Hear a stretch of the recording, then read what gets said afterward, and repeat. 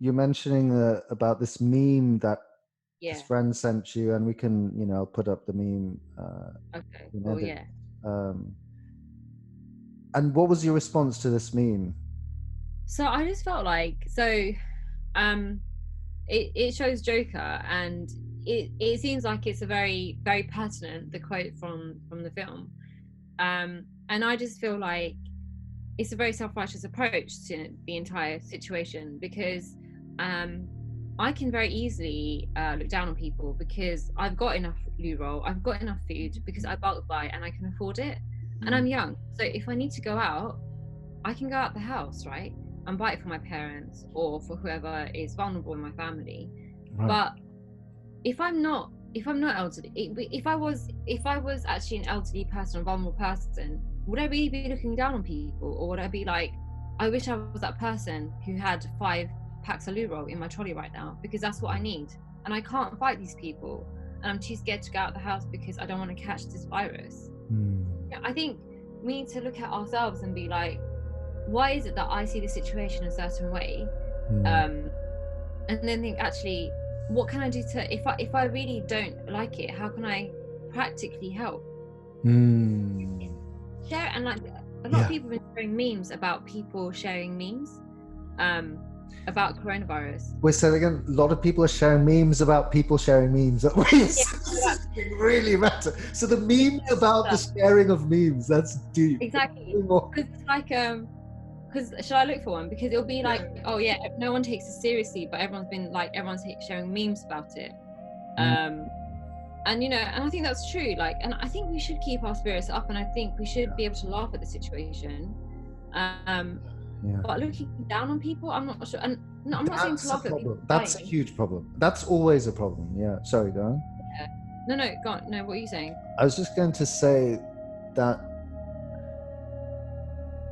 an issue I have, with a lot of the sort of holier than thou crowd, right? And this is a huge Yeah. problem. This is a problem with religiosity, that I'm better than you because I'm religious or I have certain morals. I don't have to necessarily be religious. It's like I have certain moral codes that are better than yours. And this Yeah. looking down on people is a huge human problem, right? And it's an issue. I mean, I have discussions all the time, very often with my mother, for instance, who has a particularly, sort of, one might say, more traditionally Islamic view on things, and I tend to have, quite a different view on things. I would like to say that my view is, I try to make it as universal as possible. At the end of the day, I'm a human being, so I'm going to fail. But who are we to judge, right? I mean, to put it very simply, if people are rushing to buy loo rolls, and those of us who don't see not having loo roll as much of a problem, typically brown people, typically people who wash their bums, who have grown up washing their bums, like, we take it for granted. It sounds funny to us, right? There's an article in Medium I came across, I don't know if you came across it, this guy, can't remember his name, sounded like a, Hindu name of Indian origin, right? And the title of the article was "White People Wash Your Bums," right? Or "White People Wash Your Butts." Like, it sounds so simple from our perspective. It's like, duh, right? All these sort of articles and memes and comments about, oh, the West has just finally discovered that it's more hygienic to, and at the same time, like, instead of getting all moralistic about it, right? Like, just because we had the sheer, by the sheer roll of the dice, right, that fate chose it for us, that we would be born into families where they wash their butts. Now we're like, we're better than, right? It seems like a simple and dumb thing to say almost, but it's like, why are we getting all sort of more moralistic about it, right? And the that meme from the Joker, right? To read it out, right? Because it's a very interesting meme and very dark, right? It's, see their morals, their code. It's a bad joke, dropped at the first sign of trouble. They're only as good as the world allows them to be. I'll show you. When the chips are down, these civilized people, they'll eat each other. See, I'm not a monster, I'm just ahead of the curve, right? And all these pictures of people literally going crazy over toilet roll, and I saw apparently in Costco in the States,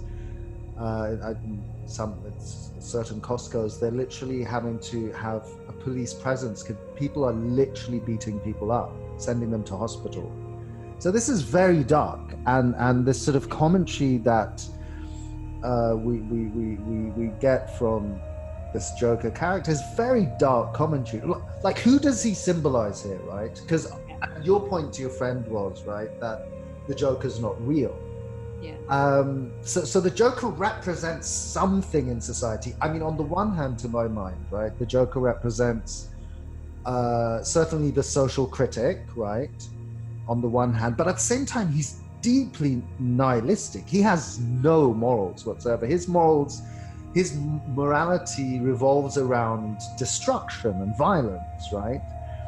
So I think, if I understood you correctly when we were talking about this meme before we started recording as well, that again, your point was the Joker's not real, and what you've also said during this conversation, that just having this sort of holier than thou negative attitude, what does that say about where we are as a species right now when everyone is suffering? People are suffering, right? It's like, what is that beast that we're feeding right now in ourselves by saying, oh my God, see, they're getting what they deserve.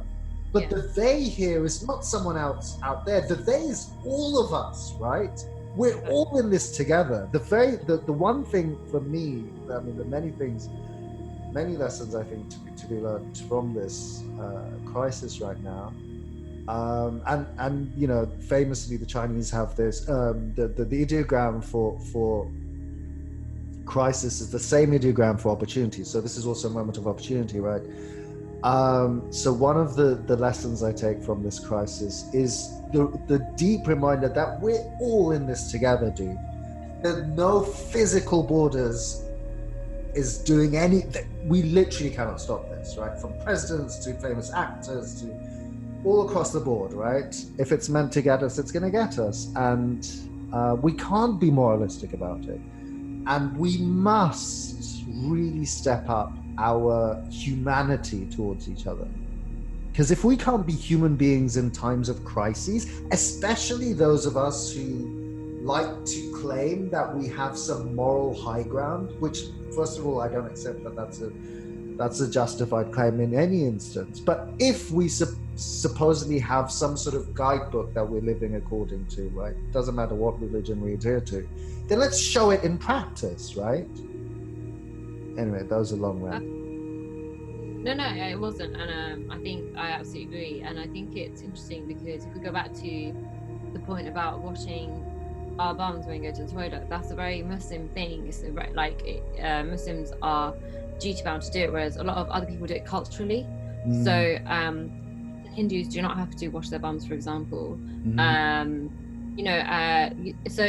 Whereas, like, you know, so it's a cultural thing rather than a religious thing, right? And I know a lot of time we can't separate the two, because I always associated the subcontinent with everyone in subcontinent washing their bums, but it's not true. Like, a lot of my non-Muslim friends who are Indian don't observe it, and that's up to them. And I realise that's because it's not, you don't have to do it in Sikhism, you don't have to do it in Hinduism, you know, as a Hindu or a Sikh. So, you know, that's an important point. Yeah, I didn't realize it was. I mean, obviously, I know it's kind of religious. So, in the Islamic perspective, obviously, for those who are not aware, it's incumbent to wash. It sounds so funny, but this is the stuff, right? This is so real. For me, that one of the kind of brilliant aspects of the Islamic tradition, it's very real. It's very practical. You have to wash your hands. You have to. And like, there's water present. If there's no water, then one can. Then there's sort of degrees that you can use sort of dry. Well, in this case, toilet paper. But before toilet paper existed, like leaves and stuff like that, right? But no. but water is it's the same with ablutions, right? Making the wudu, preparing for prayers. Like, you have to use water if water is present. If water is not present, then you can use the next best thing, which is like earth and things like that. It's getting into that stage of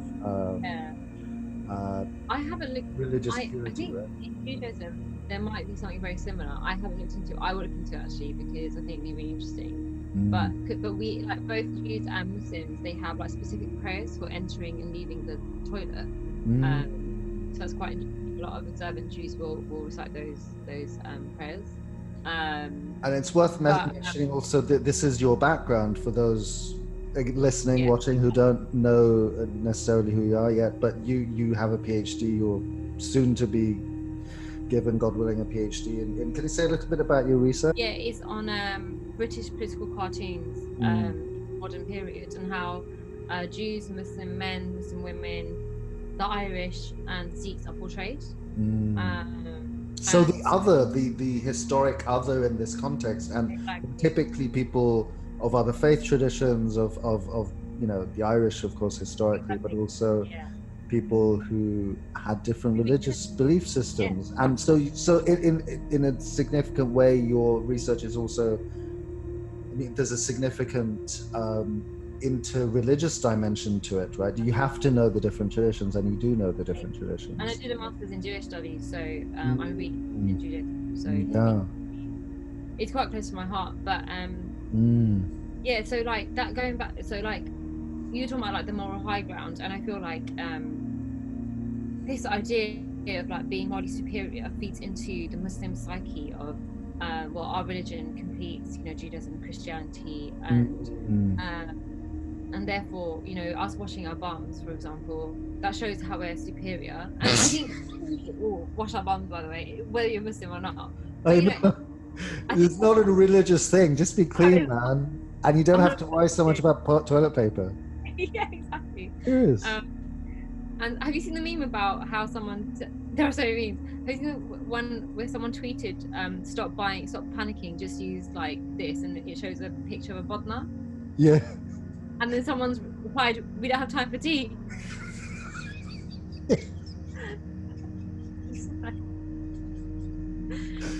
People are like fascinating times, hilarious, crazy, depressing, frustrating, enlightening. This is everything.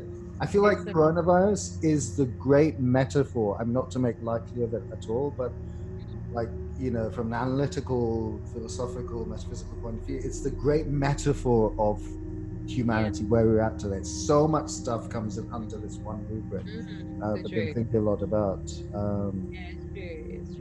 I mean, we're, in a very real sense, we have to face the reality of our mortality, right? It's like, oh duh, you're gonna die, I'm gonna die.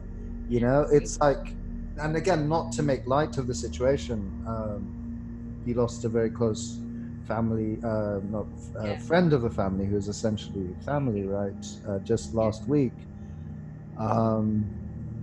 This reality is very real. I mean, one thing, for me, as much as possible, the traditional religious perspectives and plural tend to be my sort of touchstone. It's kind of how I try to make sense of the world in the best and worst of times. And of course, unsurprisingly for me and for many people who share these perspectives, are a little clued up on these things, all the religious traditions, they fundamentally remind us that you're going to die. Your life in this world is temporary. Therefore, do good, what goes around comes around. Very basic idea in the Hindu tradition, and broadly speaking, karma that everyone knows about, right? As we sow, so shall we reap, right? So let's do good in the world. And this sort of modern, postmodern, postmodern idea that is too prevalent in the West and in the rest of the world now, right, is this idea that we're this indomitable species, right? We live. I was talking to someone, actually, the plumber yesterday, because the ceiling in my kitchen fell down and rats. It's another story, but it's because of our tenants upstairs. There's been leaks happening for a long time, but I was talking to Bob, the plumber, and the guy, he's working as per usual and every day on different building sites and things like that, and he's very interesting guy, very smart guy, and I was for starters, he was sort of saying that he thinks it's overblown, the hype, which is a very interesting perspective. But he's also saying that, it's he was pointing out, and I didn't know this actually, or at least if I'd heard it, I'd forgotten, that in 1935 or 1936, in this country, there's just because of the flu, millions of people died, literally millions. I think the number he mentioned was like 7 million or something like that in this country alone.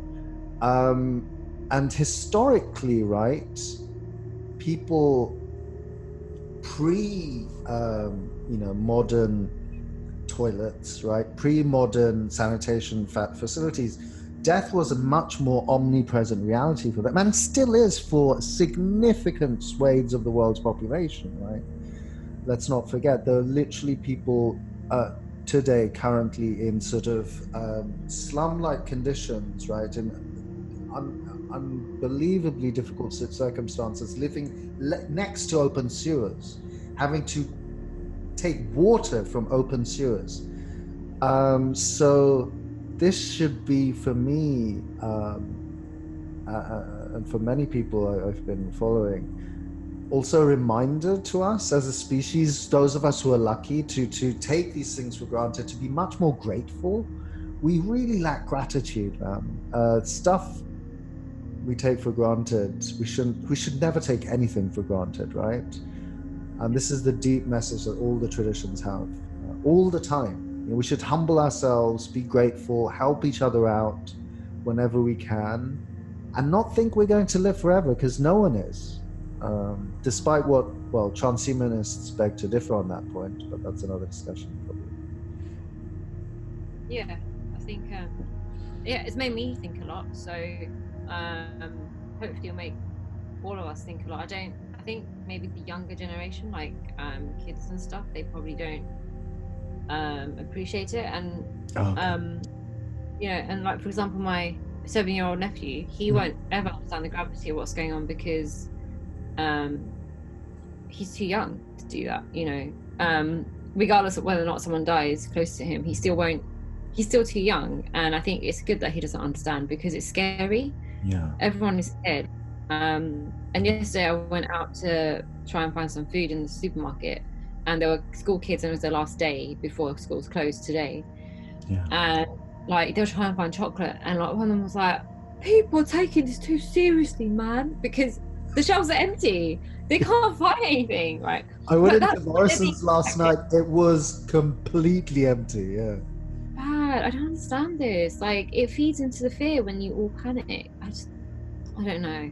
Well, people are, as it's being described, of course, people are panic buying, but also we are being made to panic, right? With this 24 hours news cycle, coronavirus, right? It gets to a point where the word doesn't mean anything anymore. It's just like a trigger. It's like, I see coronavirus, I'm like thinking coronavirus in my head when I'm going to bed. Like, it's what this is doing to us, on the psychic level. Something that isn't talked about enough as well also is how the immune system gets drastically reduced in its ability to fight infections under stress. So what are we doing to ourselves right now, right? We're making us... right. Yeah, I feel like I've become more social, in the sense that I'm reaching out to friends, being like, let's do video calls, because that's easier than, obviously, in a normal scenario, it's easier to meet someone online, virtually, on WhatsApp, or whatever.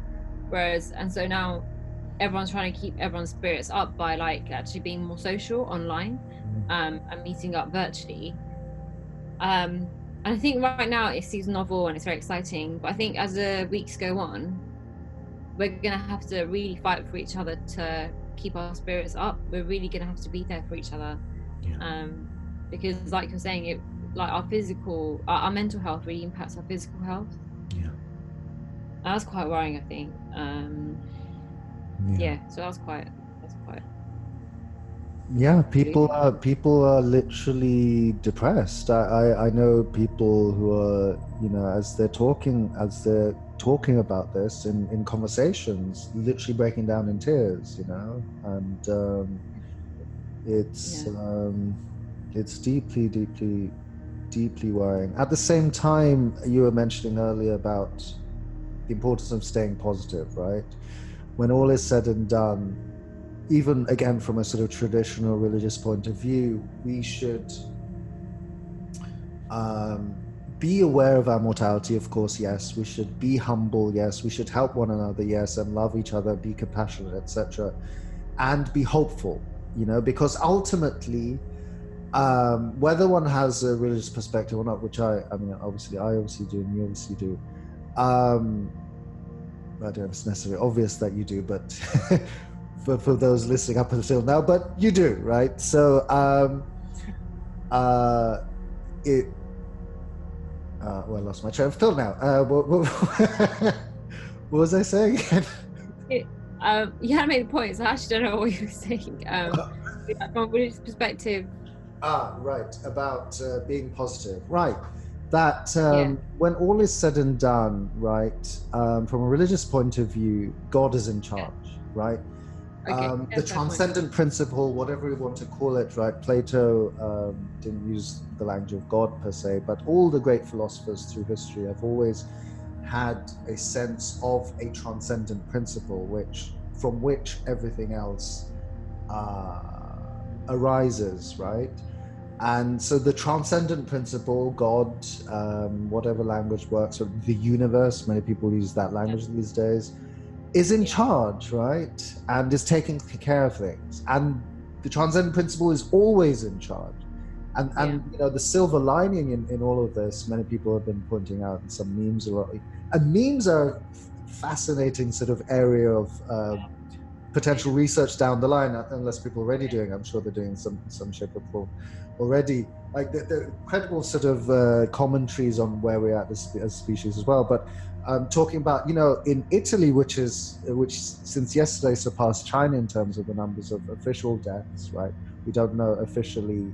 Many people have pointed out that China being the sort of majorly authoritarian nation that is, we don't know if their numbers are necessarily accurate, but in Italy, in the canals in Venice, dolphins are returning. The water's completely cleared up.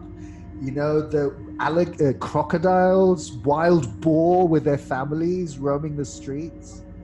So, pollution levels drastically reducing, right, across the globe as a result of this. So, it's Bob, to go back to Bob the plumber, right? I really like Bob. He's a really cool guy. He made the point, very important point, that these creatures have been around a lot longer than us in many cases, right? So, not to say that this coronavirus is, thank God for coronavirus, but there's always something good that comes out of the apparently negative, and it is negative in many ways, right? That's really interesting, because actually, what I was thinking as well is that, like, I can start walking, and I don't have to worry about the air quality so much because no one's driving. Yeah, right. So you're right. So that is a good thing. At the same time, though, is it that at what cost? I suppose. Like, why isn't it that we can balance ourselves? Yeah. And this Why is such do you an have to come to this, right? Absolutely. Yeah. Oh, I love your cup. That's so cute. Copper cup. So, so very interesting. Someone I follow and have benefited a lot from, Sadhguru, famous Indian mystic.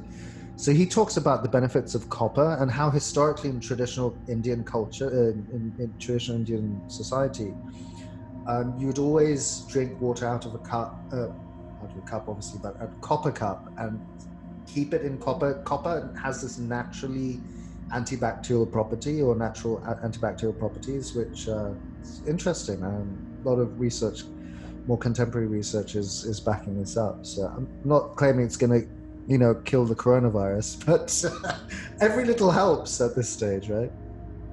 True. Did you get it from Bangladesh or did you get it from here, the club? I got this from the Isha Centre, the South, Ah, okay. the London branch. Yeah. What's happening with that? Is that closed down now, or is that still open? Because I haven't been in a while. I imagine they're closed. Yeah, I haven't been going into central London for some weeks now. So yeah, but what? Yeah, about things getting to such a exactly. stage Yeah. where we're forced to Yeah. kind of, well, you know, one could say, right, and I think justifiably so, that what we're experiencing now globally, right, with this pandemic,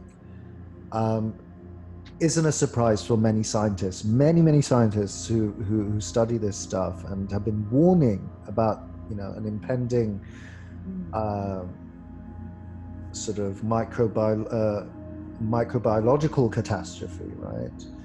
And of course, no one paid any heed to these people. I mean, I remember hearing about this 20 plus years ago about some Japanese scientist who was saying that, you know, the sort of the things that we're doing on the microbiological level in terms of using antibiotics and things like this, you know, these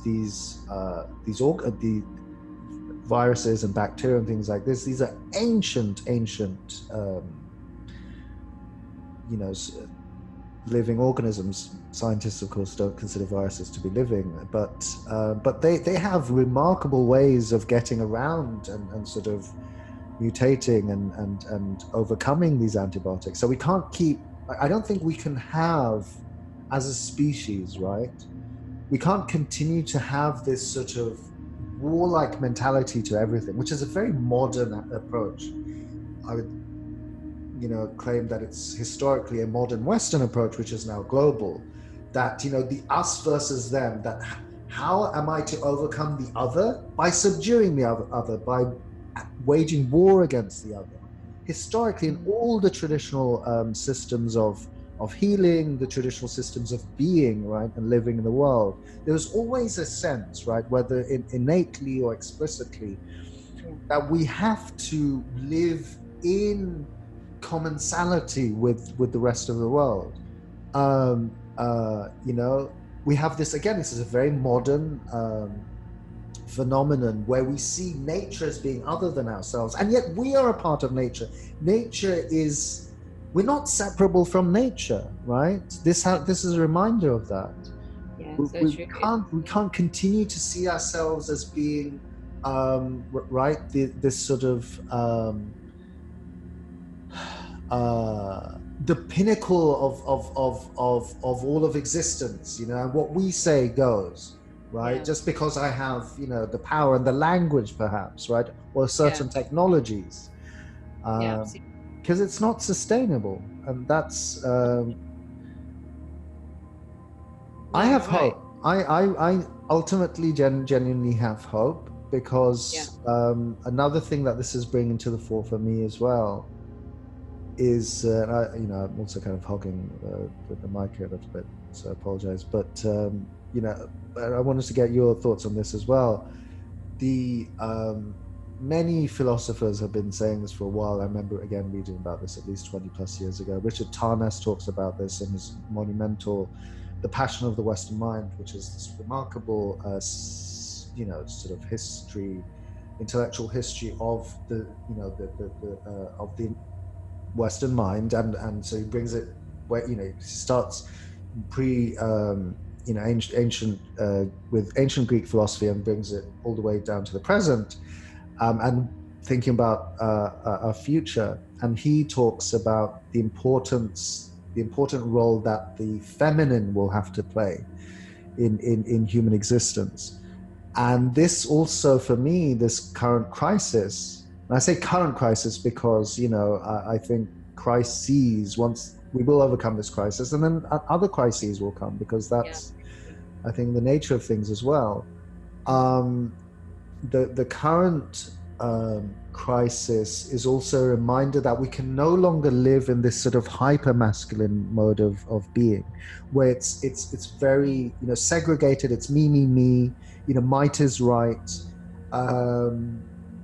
The divine feminine, because from traditional, right, theological point of view, the divine has both masculine and feminine qualities. All the traditions talk about this, interestingly enough.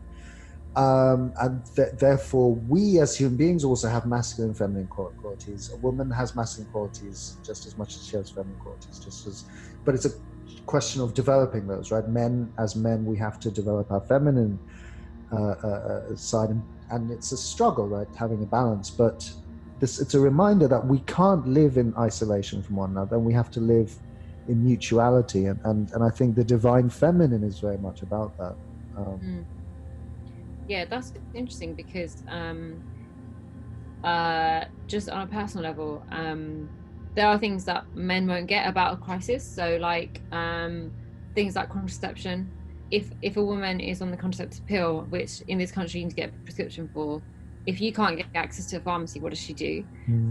Or even other forms of contraception, if she just can't get access to it. You know, sanitary towels or, you know, tampons or whatever, they're completely sold out in the shops.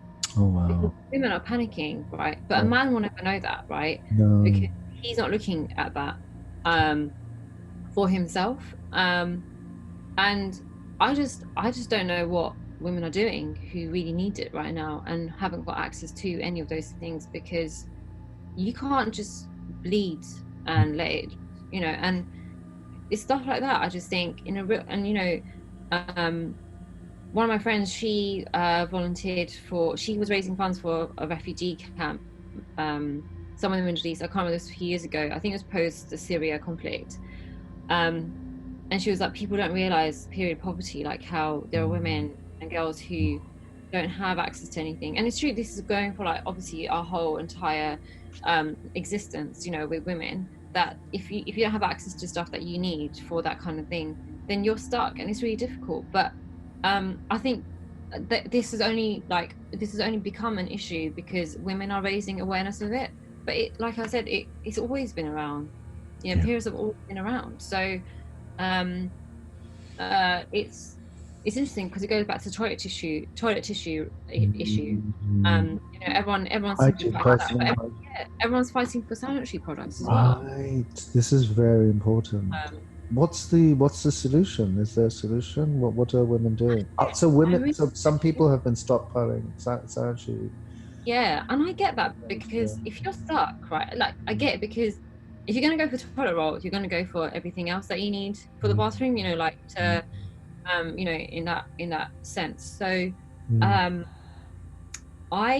really don't know I don't think there is a solution. I don't know if it's about increasing production to meet demand, or just that the supply, like, just because people haven't, you know, like all supermarkets have been taken back by this panic buying. But actually, like, it's made me think about what I should do in the future. And that's but the way I buy is always I bulk buy anyway. But you know, I don't know if this will really impact this crisis will impact everyone's behavior, to be like, this might happen again, so actually I'm gonna buy loads at one time, just in case I run out. Do you know what I mean? I think this is going to impact everyone in a way where our shopping habits do change for the long term. It's not. Yeah. The report came out of Imperial College a couple of days ago, I think it was. Did you see it, where they're predicting it's going to take potentially up to 18 months for this crisis to sort of wind down and peter out? And there was an article in MIT Technology Review I was reading, which came out after that report, and was using that report to have some sort of analysis of where things could potentially go or should go. And they're sort of saying that in this article, that this is potentially the new normal, that we're not quite possibly ever going to go back to how things were pre.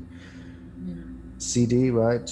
Or CV, corona, as someone abbreviated it today, so CV. And also in terms of mitigating the infections in this particular article, the MIT Technology Review, they're saying implementing some of the findings that the Imperial College report had was we may have to have sort of 1 month indoors depending on infection rates, and 1 month out if the infection rates go down, then 1 month in again, which is very, very interesting and worrying, right? Because you know, the important point to remember is, and which is why it's so scary also, there's no vaccine for this right now, and vaccines can't just be invented overnight, and they have very rigorous sort of very rigorous trialing process, which can take months. And I think conservative and sort of intelligent estimates, again, estimate it'll be at least a year. Michael, what's his name? His book I'm listening to right now, the audiobook. He came on the Joe Rogan show, who's been worrying and warning about this for a very long time. Michael T. Osterholm, listening to the audiobook of The Deadliest Enemy, and he's saying, you know, he was saying he could come up with a vaccine overnight, but it's not just a question of coming up with a vaccine, it's a question of testing it, right? Which takes a very long time. So we're in this for the long haul by the sounds of things, and we have to rethink again our consumer habits, our interpersonal habits. I'm very interested in how, right, you know, so people who sort of talk about this stuff, the digital technology and the sort of interfaces and things like that, they've been saying for a very, very long time that the future of education, for instance, the future of communication, etc., is all online. It's already online. It's just the case that, shall we say, as far as education is concerned, universities, they're way back, you know, in terms of how they're thinking. Of course, now everything's forced to go online. I'm curious to think, and I've been talking to some professor friends, one particular friend, whose name I won't mention, but he's a professor of law at a very reputable university in the States, a tenured professor. And so I put this thought to him that, again, based on readings that I've been doing over the years, where, again, very serious people have been saying the university as an institution, you've heard me say this to you before, I'm sure, is dying. And it's just a matter of time before it's completely dead. And I put to my friend, the law professor, what do you think about that as far as recovering from this? Do you think things are just going to go online now, and that professors themselves will be out of jobs? And he said something very interesting. As we speak, having to as many of these professors, all these professors are, scramble together, right, cobble together online courses. They're not described as professors. They're described as something like course facilitator or something. He's a tenured professor of law at one of the leading institutions in the States. Yeah. Okay, he's been called a course facilitator. Interesting. I don't know. It's by the university. Pardon? Yeah. Unbelievable. So, and I think this reality is already seeping in all aspects of life. Yeah. Oh God, it's awful. I just don't know what. I think it'll be a different world when we come out, if we come out of this. Yeah, that's my intuition. Yeah. Why do you? I mean, that's definitely my intuition. Why do you say that? Why is it your sense as well? I just think that we're not. Really simple things like people talk about an economic recession, but it's not just a recession where people, you know, we've got fear that is pervading everyone's lives. Yeah. You know, like fear of dying, not a fear of just losing my job. Yeah. And that's awful. Like that's really awful, and I feel really thankful that I've got a job still. But it's, you know, like if it, you know, and it's simple things like the housing market. People are saying, well, house prices will go lower, and I said to my family, I said, I don't think it's just an issue of that. If someone is told that if they have external interaction with people, they can get the virus, you're not going to put your house up for sale because no one can see your house. You can't even meet an estate agent to get an evaluation. When you get an evaluation, that person has to come and physically see it, right? And if they do it online, whatever, people still have to come physically see a house, right, before they buy it. Really simple things like that. And like we're saying about shopping habits, I think people are really going to change their minds about how they buy, and that then For the better or for the worse, or a mix? Like, can you say a little more about that? Yeah. I really don't know, because I just want someone to say, because I know, like yesterday Boris Johnson said about the 12-week thing, the 12-week period of like, turning the tide. But I just want someone to be like, we estimate the panic buying will be over in X weeks, because that's what I want to be over. Because it feeds the fear, and I don't understand, because now it's not just about me dying from the virus. The fear is, can I even feed myself and my family? Because basic things can't be found. That makes it worse. But I totally get why people are doing that, because if you go into the supermarket, the shelves are empty, you're going to be like, right, well, each man out for themselves, isn't it? Yeah. And I think, go on. No, go on. No, you go on. No, finish your thought. You're saying. No, I think Bob's thoughts about that period in the 1930s where the flu killed millions of people. That was a very different time of. That was a very different period. So we have more multiculturalism. We have more mixed homes. It's a larger population. Patriotism isn't as strong as it was perhaps back then. And so this idea of like the British mentality of keep calm and carry on, or like the Queen. And that slogan came about because of, was it the First World War or the Second World War? I think it was the First World War. First World War. I think so. But that was appealing to everyone's sense of Britishness, right, and belonging. And not everyone feels that. That like in this day and age, a lot of people don't feel like they. So are you suggesting, I'm sort of hearing that as a suggestion that people were much more resilient then as well? People are less resilient, or is our circumstances more fragile? Or am I just sort of imposing that into? Yeah, I think as in the sense that like I think back then one could have appealed to the sense of like we need to work together to overcome a crisis. Yes. Now I don't think. I think people, and I know there is no sense of together anymore. Things are very fragmented, right? Yeah, but we should work together. Like in terms of 100%. about nations, or where you're from, but actually, I don't think that works anymore, and I think that's really sad. I don't know, because even if we peeled, and this is why I took umbrage at you that think meme. what doesn't work anymore? Sorry, appealing to being like working together. Oh, it's a problem. Yeah.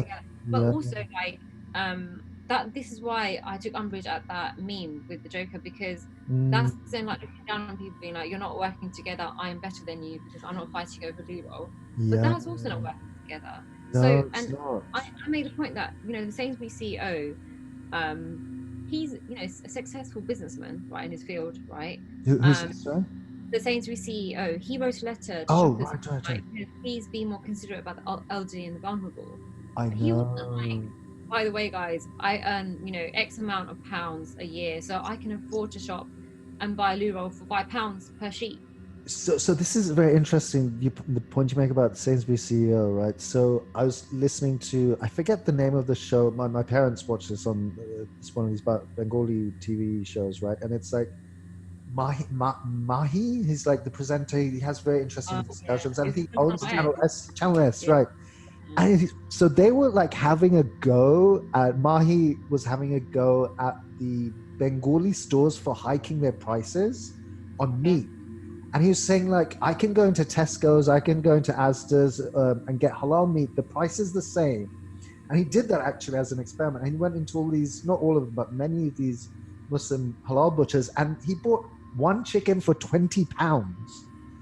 And he's like, where's the morality in that? That is like hypocrisy from a religious point of view. Like in Islamic language, that's like the worst thing you can be as a hypocrite, right? And he was like, I wonder if that meat is considered halal then.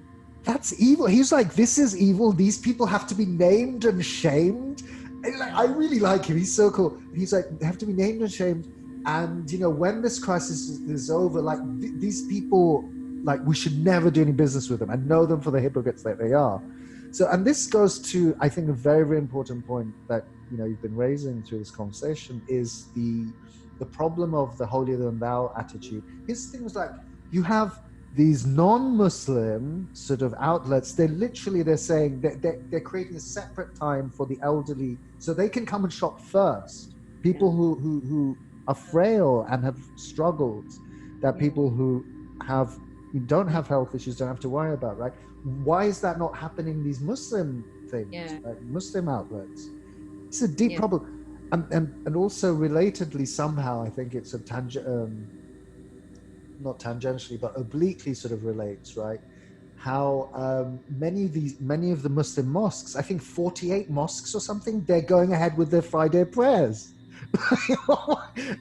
So the moral superiority comes in here. It's like, I'm religiously, because I'm Muslim, I can pray. No one's going to, the coronavirus isn't going to get me. What do you think about that? That's really careless and reckless, right? It is. It really angers me because people have a lot to say about minorities in every community, and in the UK, the Muslim community is a minority, and they're seen as an other, right, and in a negative way. So you're not helping yourself if you're going to ignore the advice of people who are learned and are saying it for your own self. They have nothing to gain if you go or not. What's the injunction, the Quranic injunction? Ask those who know if you yourselves do not know. And in this case, 99% of us are not scientists. We don't know the research. We don't know jack about this. So listen to those who know, right? And I saw one post, one guy, I won't mention names, but he's a prominent Muslim guy in Britain. He's a convert, white convert to someone. He was like posting about this on his Facebook page and pointing out, and he was saying, and language is very interesting, right? And language speaks volumes, I think, all the time. But he was saying that, this affects, so by ignoring these sort of, the advice of the experts, we're jeopardizing our community. My thinking was, I didn't comment on it, but to comment on it now, we're not just jeopardizing our Muslim, we're jeopardizing the whole community, right? Yeah, absolutely. It's so stupid. That kind of stuff really, really enrages me, because I just think, at what point are you trying to prove? Because there is no point, unless you really do want to die of a really horrible illness, which you could easily avoid, and it goes back to my point about, we're saying, like, a lot of our parents' generation, they're like, if I die, I die, like, if it gets me, it gets me. And it's like, no, if you had cancer and the doctor said there's nothing you can do about it, I get that. We've tried our hardest, right? And everyone's tried their hardest to get you through this. There's nothing we can do. When it is all about washing your hands and keeping your distance from people, that is all on you. That's all on you. I'm sorry. And if someone's told you that you're high risk, or there's an age category that we should all be aware of and people should be kept indoors, that is not a big ask. That is not a big ask. I'm sorry. And our parents are really privileged that they, thank goodness, have kids that can look after them. Yeah. I just think about the people, and they're being really selfish. Our parents who ignore, the generation who, it's not just our parents' generation, but people ignore advice and there are people who are over 70 and do not have anyone to care for them, and they have to go and risk their lives. I know. Just for a toilet roll. I don't understand why people. It's really heartbroken. Yeah. It's arrogance. I think it's an ego thing, and to your point about our parents being lucky, like, not to at all blow my trumpet here, but like factually speaking, like I came back, as you know, from New York last year. It's been over a year now. Specifically to be around my parents. I was like saying to my mum the other day, I was like, what would have happened if I was in New York right now? She's like, yeah, I would have been married. And my mum's really grateful that I'm back. And my father, it's like, love hate, but as you know, but my mother was like, yeah, I was thinking, we would have been worried for you. I was like, yeah, and what about you guys, right, as well? Yeah, you'd be worried for me, and I'd be like pretty screwed, I'm sure, but you guys are old, man. My parents are old. My dad especially, is so frail, but he acts like he's not. But it's another thing that sorry, go on. What would it take for Uncle to stay indoors, like to listen to advice? he Nothing. he does whatever he wants. That he's always been like that. He doesn't give a shit about, like, if unless he wants to do something, you can't get him to do shit. Like the number of times the doctors have advised him against, he has a pacemaker put in, he's had, heart bypass surgery, he has major health issues, his heart's only 20% functional, etc., etc. A doctor, he's not supposed to do so much stuff like lift heavy stuff. He's not Oh, supposed to drive. He's not supposed to. He's not supposed to use mobile phones, use the micro. He does all of that stuff. wow. He literally does not give a shit. Wow. So and I mean that type of personality, like, my dad's sort of successful in what he does, is because of that sort of single-minded, I don't give a shit, I'm gonna do my thing, I'm sort of all powerful. That's why.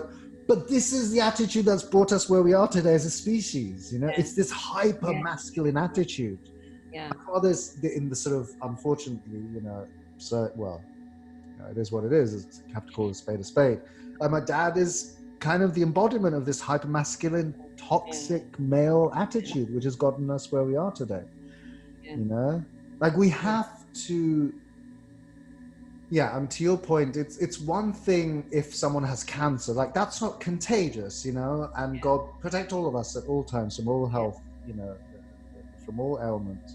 But cancer is not contagious. You're not adversely affecting anyone else by not following the advice of the doctors or what have you. But in this case, we're potentially jeopardizing the future and lives of many people around us, and not just the elderly now, right? Research is now showing, because literally we're figuring this stuff as we're going along day by day, right? The scientists, it's young people can get infected and suffer really badly, and there are deaths amongst younger people, and so who knows? The thoughts just occurred to me as well, because I think it's a perception as well that for example, if you got a disease, for example, if you're dying of cancer, you'll be put on lots of different medications, lots of different treatments. And in that scenario, would the people who, for example, are being obstinate not closing their mosque, would they say, well, no, because if I'm meant to die, I will die? And that's a good question. That's an important question, right? I don't think they would. Yeah. No, Usually they would turn to, yeah. What is so different about this scenario where all it is washing your hands and keeping your distance? It's the same thing. It's to avoid you from getting it in the first place. So I think it is a perception of like, well, my doctor hasn't told me not to do this, so I'm going to do it. But you don't have to be spoken directly, or you don't have to be prescribed anything like in the form of a pill to avoid illness, or to prevent it. Like it's not hard. I think also, no, I agree. I think also there's an element for all of us where literally because there is no roadmap for this, right? This is literally unthinkable. For the longest time, right? People were in complete denial. Oh, even right now in the US, it's spring break, right? I know. My gosh. Of all these high school and university kids like partying out, they're like, you hear them in interviews, they're like, oh, it's not going to affect me. It's not that big a deal. I'll be fine. But because it's literally unthinkable, right? We literally can't imagine.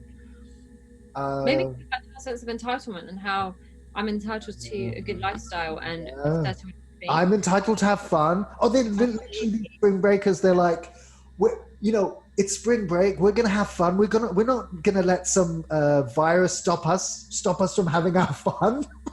Like fun. Have fun. Yeah. It's a species. And that's where we're at. Absolutely. Like that's just like a holiday, and like people, I feel awful because one of my husband's cousins, she was meant to have a wedding tomorrow, but she's cancelled it because obviously. And they cancelled it quite early on, like 2 weeks ago, when everything started to happen. And that's really sensible. But, so she's having a car.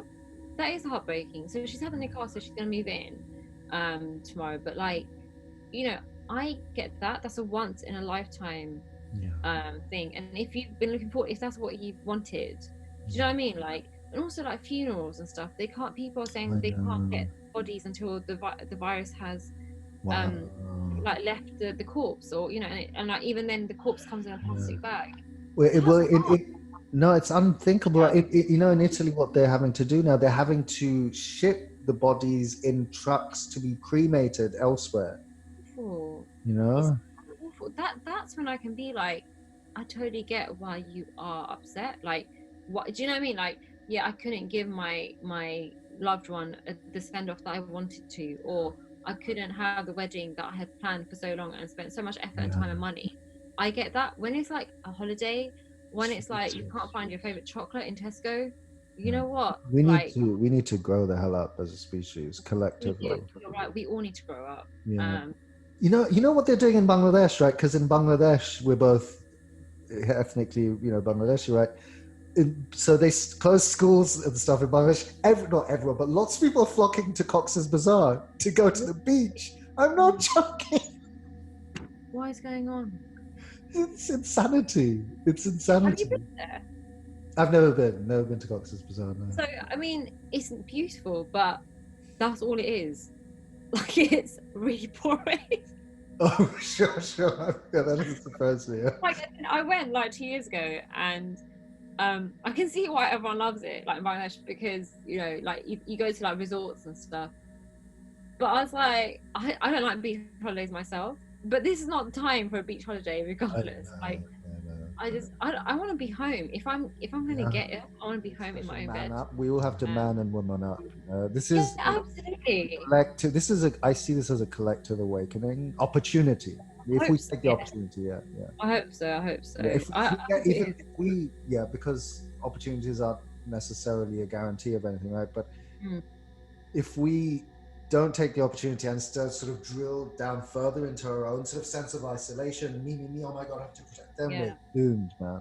Yeah. So I worry how many people are going to do that more, I wonder what my true colours are actually in all of this, and I don't think they've shone through yet.